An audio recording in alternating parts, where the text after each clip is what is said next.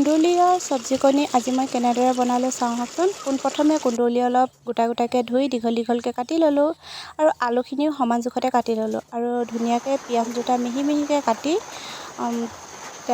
কেৰাহী এখন পাতি তেলৰ পাকত অকণমান গোটা জিৰা দি জলকীয়া দুটা দি অকণমান ভাজি ল'লোঁ। ভজাৰ পিছতে আদা ৰচুনৰ পেষ্ট অকণমান দি দিলোঁ, মানে আদা ৰচুনৰ গোন্ধটো নোযোৱালৈকে অলপ দেৰি ভাজিলোঁ আৰু যেতিয়া গোন্ধটো গ'ল তেতিয়া তাত কাটি থোৱা পিঁয়াজখিনি ধুনীয়াকৈ ঢালি দিলোঁ আৰু পিঁয়াজখিনি ৰঙচুৱা বৰণটো নহালৈকে ভাজিলোঁ। ভাজি হোৱাৰ পিছতে এইফালে আকৌ বিলাহীখিনি ধুনীয়াকৈ দি দিলোঁ আৰু বিলাহীখিনি অকণমান গলালৈকে ঢাকন এখনে ঢাকি ৰাখি দিলোঁ।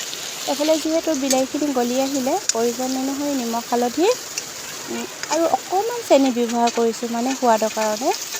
কেতিয়াবা এনেদৰে কুন্দুলি চব্জিকণি বনাই খাই চাবচোন, বৰ সোৱাদ লাগে আৰু যিসকলে কুন্দুলি বেয়া পায় নহয় সেইসকলো মানে বৰ ভাল পাব খাই আৰু এনেদৰে বনাই খাই জনাবচোন দেই কেনে পালে ৰেচিপিটো।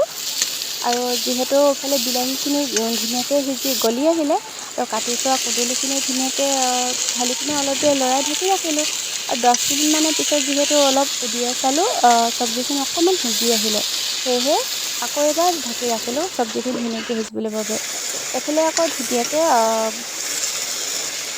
জলকীয়া অকণমান খুন্দি ৰাখিছিলোঁ, মই কিন্তু মছলা বেলেগ ব্যৱহাৰ কৰা নাই আৰু সেই জলকীয়াখিনিৰ লগত অকণমান পানী দি ধুনীয়াকৈ ঢাকি ৰাখিলোঁ। এইফালে আকৌ চব্জি ধুনীয়াকৈ ৰেডি হৈ আহিলে নহয়।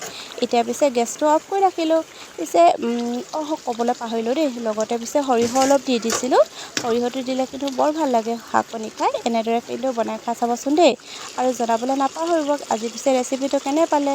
আজিলৈ পিছে বাই।